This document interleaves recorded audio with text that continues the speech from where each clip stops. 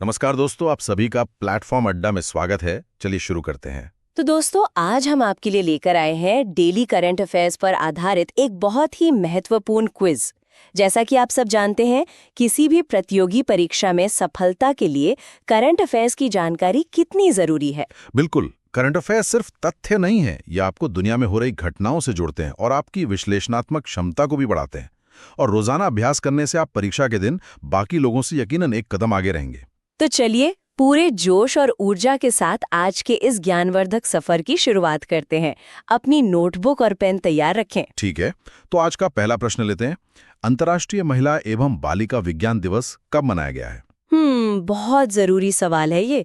तो इसका सही उत्तर है 11 फरवरी। 11 फरवरी। और इसका उद्देश्य क्या है? इसका मुख्य उद्देश्य है स्टेम यानी साइंस, टेक्नोलॉजी, इंजीनियरिंग और मैथमेटिक्स के क्षेत्रों में महिलाओं और बालिकाओं की समान भागीदारी को बढ़ावा देना। अच्छा, और ये 11 तारीख से कुछ और भी याद आता है ना? हाँ, बिल्कुल सही पकड़ा आपने।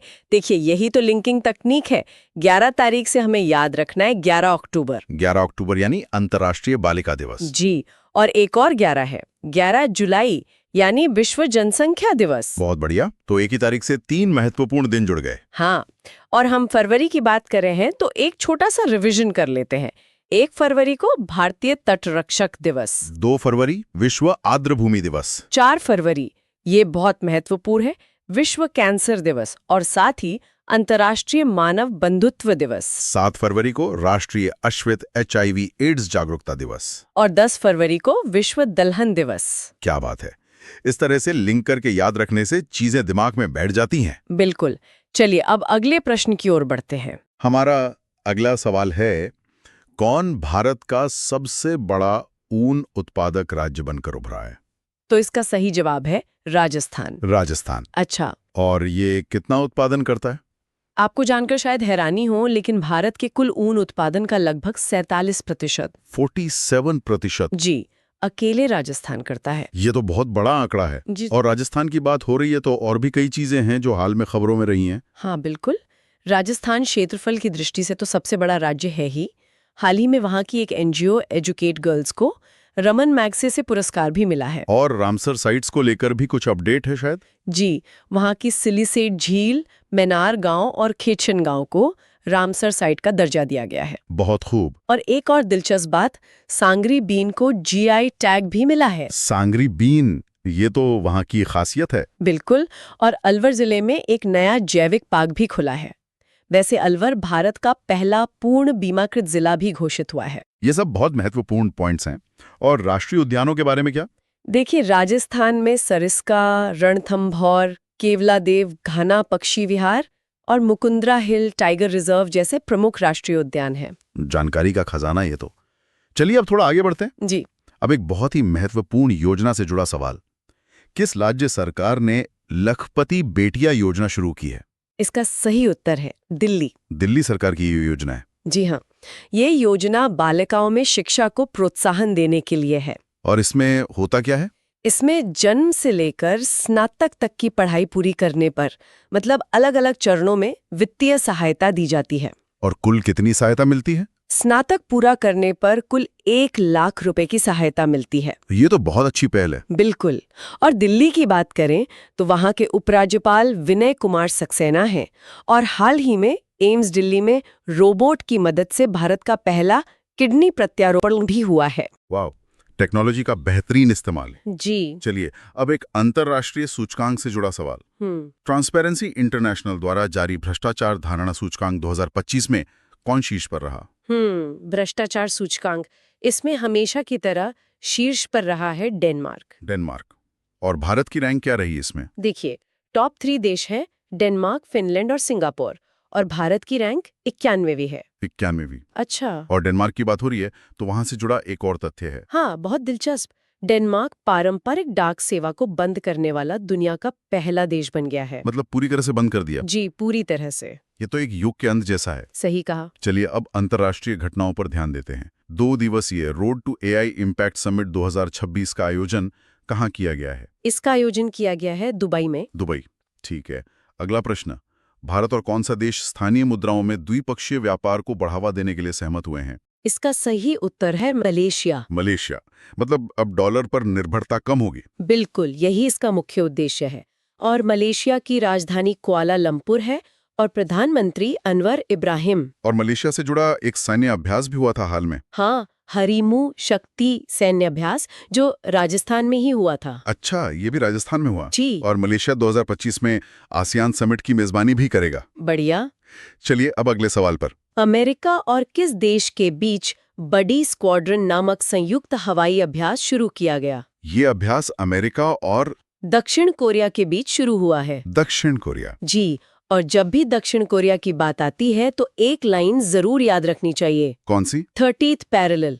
ये वो रेखा है जो उत्तर कोरिया और दक्षिण कोरिया को विभाजित करती है। 30th पैरेलल, ये बहुत बार परीक्षाओं में पूछा जाता है। बिल्कुल।